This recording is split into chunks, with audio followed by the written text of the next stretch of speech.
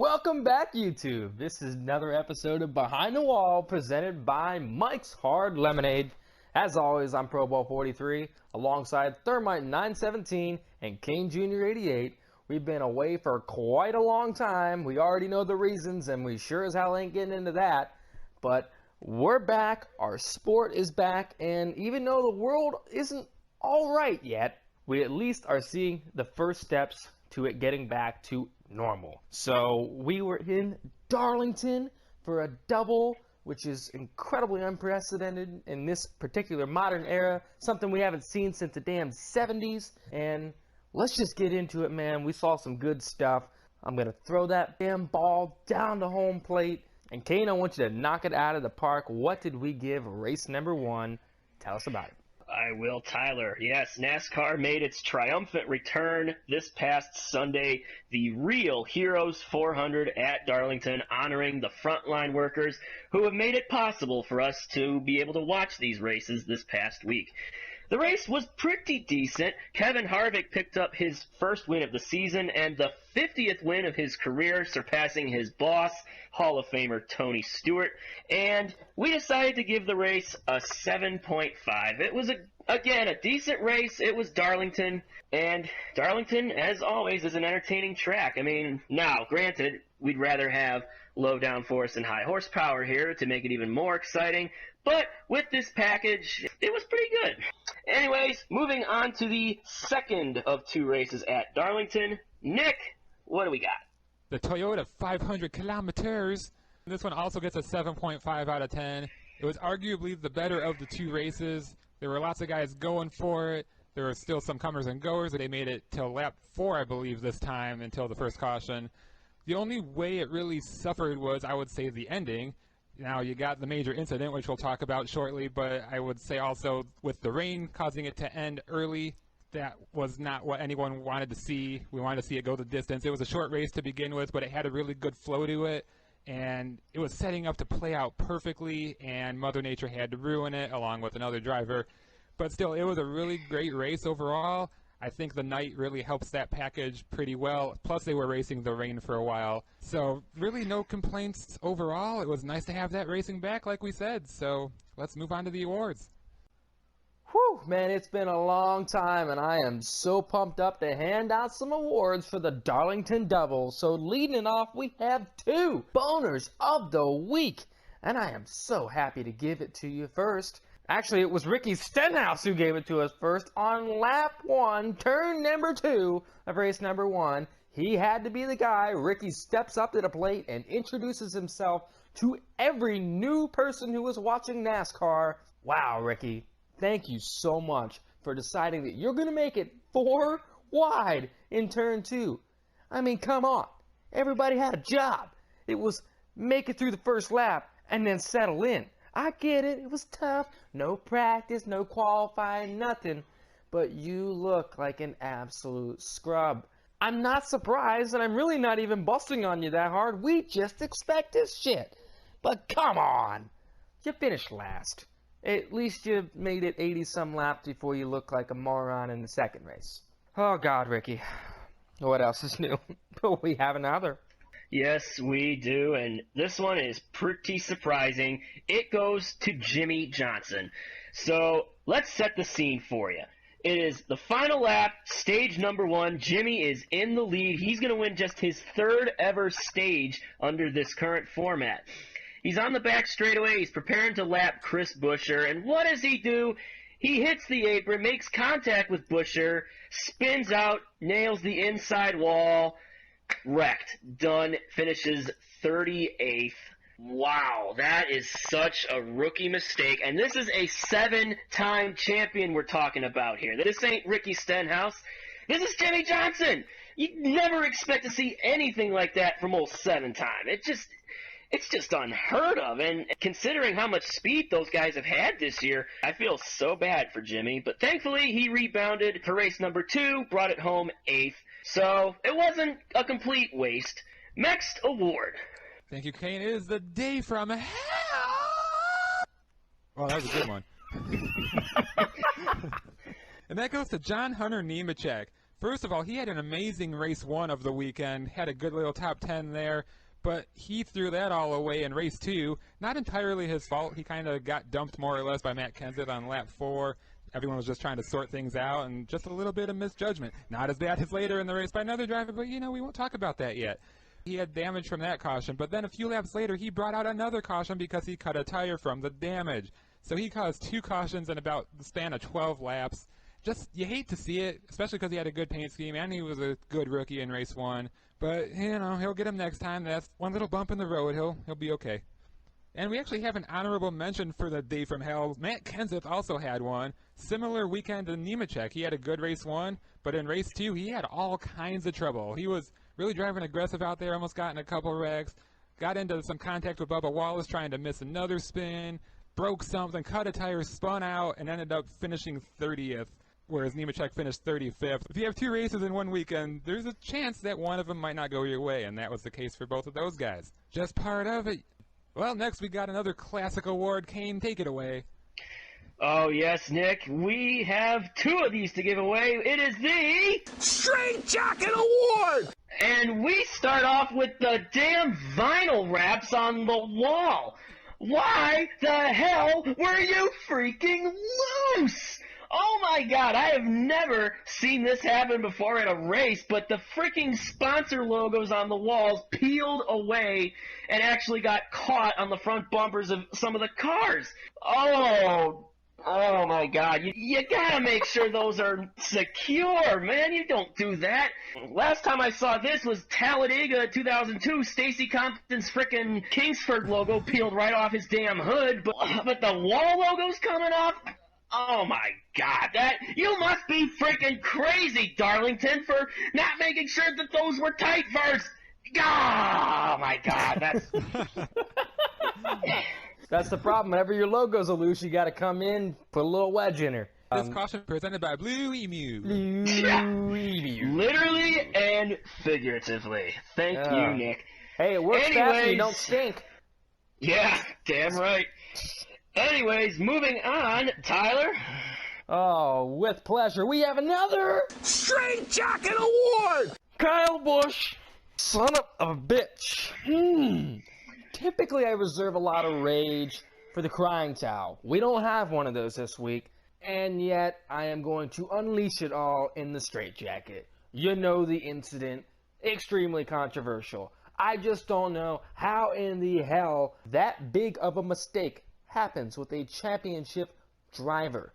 With a guy that has won as many races, that saves his car in all sorts of wonderful, great fashions. He's so wonderful. He's won nearly 100 Xfinity races. A very triumphant feat, if I do say so. Why did that happen?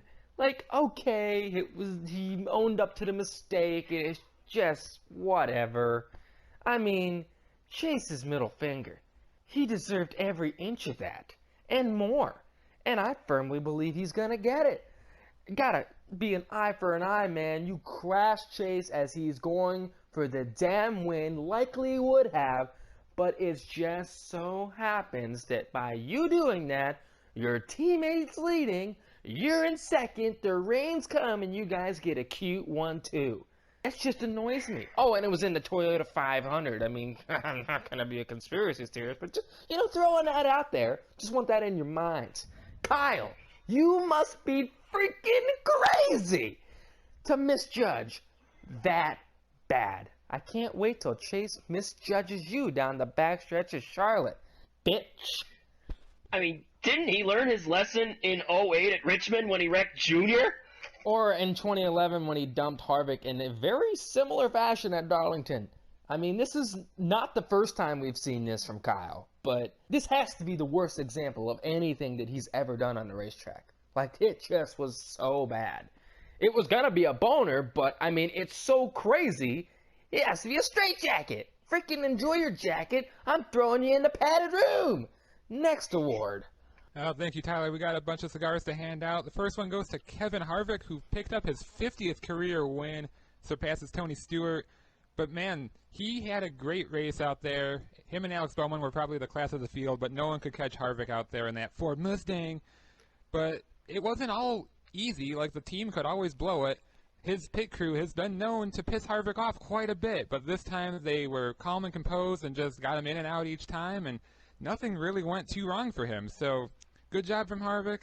Next pair of cigars goes to a couple of rookies who had great top 10s out there. Tyler Reddick, first of all, finished 7th in the Caterpillar Chevrolet. That's a track that really suits his style. All worn and rough and slippery out there, but he handled it like a champ, just rode the wall and got it done. Another one who we already mentioned, John Hunter Nemechek, finished 9th in race 1.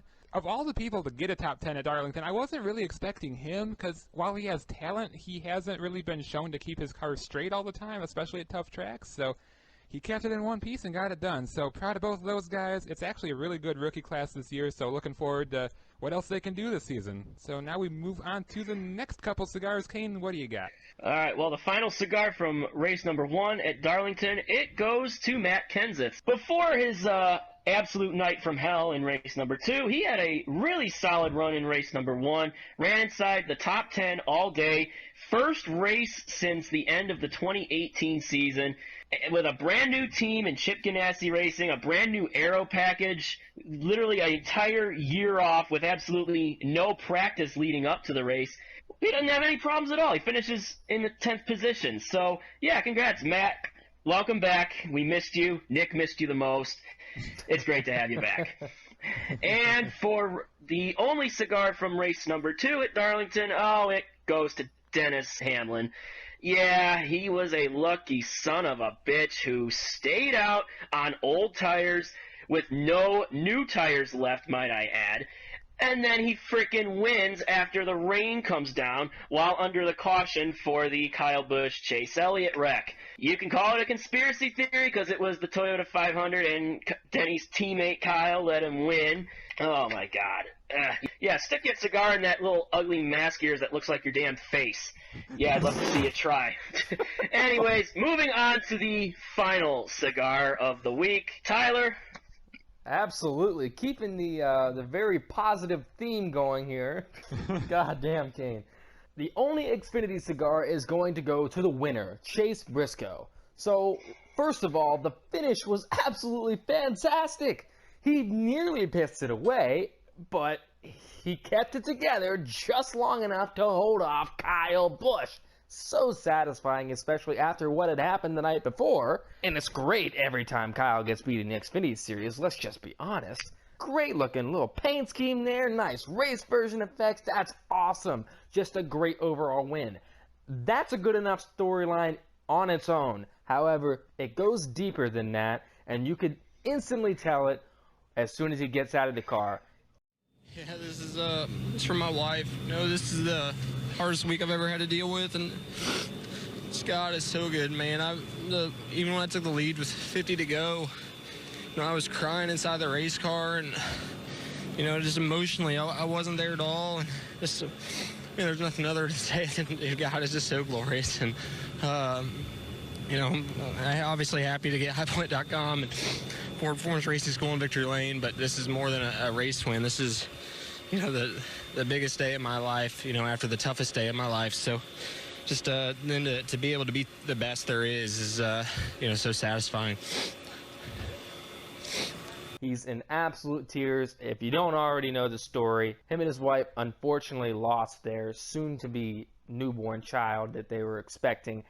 So a terrible set of circumstances, and he found this out only the morning of what was originally scheduled to be the Xfinity race on Tuesday. He's had that on his mind, and he's got to go out and he's got to race, and he does it, executes it like an absolute boss. A true feel-good story, and I'm always a sucker for those. So, hell of a job, Chase. That's win number 2 already on the season, and he said he needed like 8 to 10 wins. It's looking pretty damn good already, and I can guarantee you we'll see him in victory lane plenty more through the rest of the season. And that'll do it for the awards. Can't wait till we're back next episode. Alright, it's time to take a look at the best paint schemes of the week, so please enjoy that montage.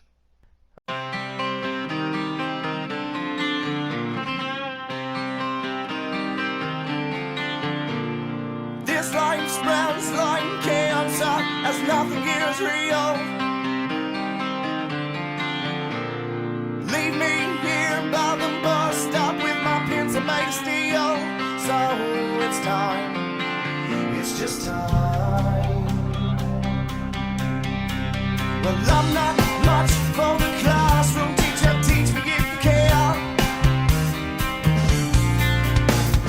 I can't pay much attention when that ruler in your hand. So it's time, 'cause I'm thinking pizza.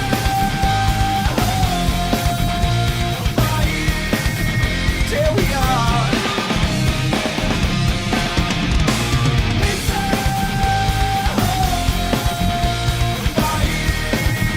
Break me down.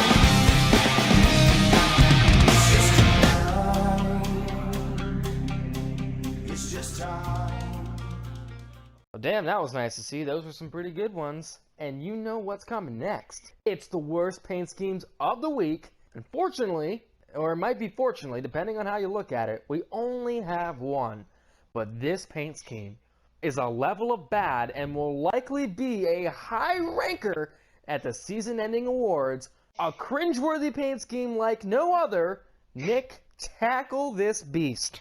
Oh my God, I'd be happy to. But man, first of all, if you forgot what commercial this is from, let's refresh your memory.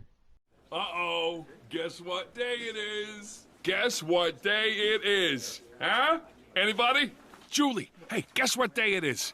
Oh, come on, I know you can hear me. Mike. What day is it, Mike? Leslie, guess what today is? It's hump day. Woo-woo! Ronnie, how happy are folks who save hundreds of dollars switching to Geico? I'd say happier than a camel on Wednesday. Hump day! Get happy. Yeah! Get Geico. 15 minutes could save you 15% or more. Yeah, that's right. You remember that one. This car, though, is so ridiculous. First of all, it got released on a Tuesday. They couldn't even release it on hump day. So that ruins it, first of all. The paint scheme is terrible. The glaring issue is not only the A-pillar spike, but the giant-ass camel on the front who is in full-blast cartoon mode from hell and just looks so freaky, shouting hump day. Like, come on. Then you get... then there's the unnecessary pattern along the side with the woot woot caption. Like, come on, just stop it. The sad thing is the colors actually work pretty well. I like that, but the way it's executed is terrible. The camel's on the back of it too. The camel's back. See what I did there? Yeah, I don't even care because it's just so bad. My first reaction when I saw this the other day was like, what the fuck? I can't imagine they would come up with this other than just trying to get some laughs. I don't know if we were laughing from just joy or just terror that someone would actually think to make this a car. I can't keep looking at it. He had a good run out there, but I wish it was in a better paint scheme than this. Ugh, I know, right? Like, he started second, he led some laps, and so it was just such a terrifying sight out front, but luckily all was right in the world when he got shuffled back to the mid-pack, and then we really didn't see him. I think the worst part about this entire thing, even worse than the paint scheme itself, is the amount of positive reception that it received. We've said this before a lot on the podcast, and we know people just look at paint scheme. They don't even think about the artistic value or anything that really went into the process or how it even looks. Oh, wow, I saw that in the commercial. Haha, funny, it made me chuckle once. Stare at it and actually break it down like we just did. And then you see how truly bad this paint scheme is. But no. We have people begging for diecast, calling it the best paint scheme of the year. I don't understand. I mean, I've always hated people, but it's shit like this that really just kind of like continues to elevate it a notch. Sure, call me a fucking whatever, I don't know. Oh, you're real fun at parties. You know what? I am real fucking fun at parties because I am not talking about paint schemes like this as if they're the greatest thing and the next becoming of sliced bread, while diving down a rainbow into a pot of gold while eating Lucky Charms on the way down. Now, I tell you what, that's a more interesting paint scheme. Execute that onto a car than what we've got here. Holy hell. You just laid that down, and you know what's really fun at parties? Honesty. That is actually very true. You know, you think about it, it's a very underrated thing and a not very well used element in social conversations. Mm-hmm. People like to lie. Don't lie. Be honest. And I'll honestly tell you, that camel scares the living shit out of me. All right, it is time to recap the fantasy scores from the 2 races at Darlington. In race number 1, I brought home the win with 153 points. And in race number 2, Damani brought home the win with 169. Nice. So, let's go to the standings after the second Darlington race. I have overtaken Thermite for the lead with 876 over his 866. He is 10 points back. Yes, sorry, Nick. Damani is third, 100 points back, and Tyler, way down in the dumps in fourth, 175 points back. That is your fantasy points update. Thank you for coming. Losing my soul. Well, that'll do it for another episode of Behind the Wall presented by Mike's Hard Lemonade. Grab a can today. This is not Perky Jerky anymore. We're going to miss it, but forever in our hearts.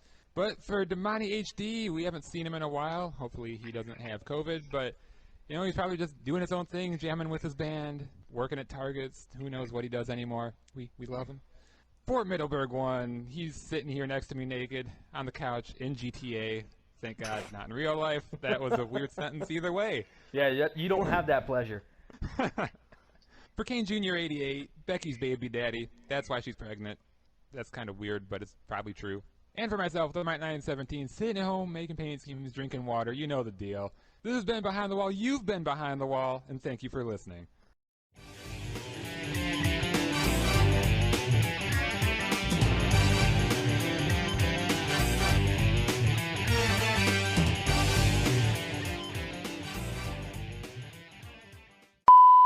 I got this intro. The Real Heroes 400 and the Toyota 500K laminators. That was fucking awkward. Llamater is like a llama. Laminators. The Toyota 500 lemurs. Whole fucking bunch of lemurs. Dude, that fox was cool as hell, man. I wanted to make him my pet. What? The fox. Oh, yeah. What does the fox say? Fuck Chase Elliott. What? Fuck.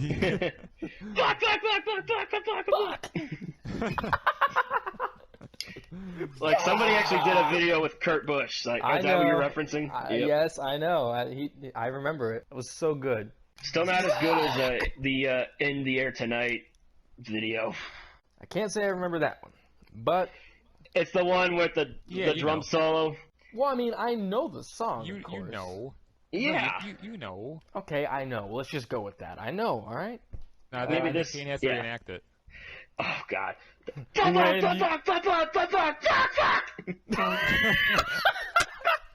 That one. Nailed it. Yeah. Well, there's the first outtake. Jesus. Yeah. I hope you saved that. Just a sec. Gotta let my cat out the door. He's thinking about it because he's a cat. I guess he's going to stay. Was there a bag nearby? Yeah. Did you let him out of the bag? There's not. And then out of the door? Yeah. Haha. You know, you got one to mess up on. You're going to do it. That I don't know. I'm just rambling now. That's it. Worn and rough and slippery out there. That's sexual. I was gonna say, just like his fiance. Kane, are you ready? Are you ready to let the cougar loose? Yes, I am, Lucius.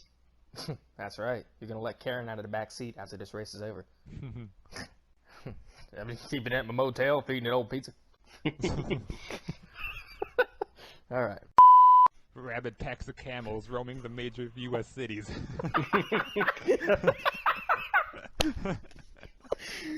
That's a really important topic. Snow blindness and camels, and it scares the living shit out of me. Whoop, whoop. Wee! Wee! Oh wait, wrong commercial. Oh jeez. Yeah, I'm glad that piggy wasn't on It's there. a fucking wonder it wasn't like a split paint scheme. One half the camel, the other half's the pig. Or the woodchucks that are chucking that wood. Oh my god, that would have been on the rear. Yep. Oh. What the hell was that? I can't do it. It's a beach camel. Yeah. Can't do fantasy. For Kane Jr. 88, you know, Becky. For myself, Thermite 917. I'm the professional guy of the bunch. You know, I always keep it cool and collected like an onion or like a cucumber. Wait, what? You were so unprofessional. By the way, Damani has COVID-15. Yeah, he's still stuck in the past.